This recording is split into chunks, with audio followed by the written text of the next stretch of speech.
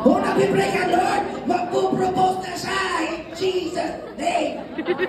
Be specific. Malay mo, managinip na yan. Mag-usap na si Lord sa kanya. Amen!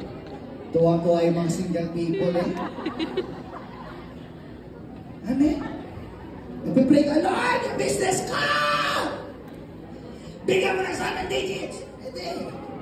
Pwede. Amen. Basta kalooban ng Diyos. Amen. Number 3. Move forward na tayo dahil oras na. Hallelujah. Nag-i-enjoy na tayo. Sobra. Thank you, Lord. Persistence comes with confidence that our prayers will be answered.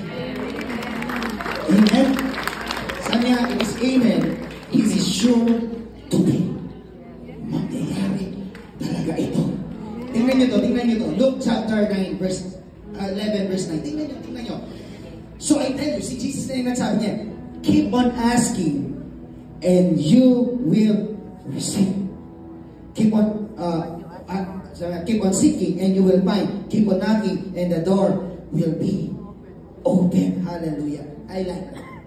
Inulit-ulit ng Lord. Alam mo yung word na will? God will. This is sure to be. Na kapag ikaw ay nagpumilit, this is sure to be. Nasasagutin ng Panginoon. Come on, hallelujah.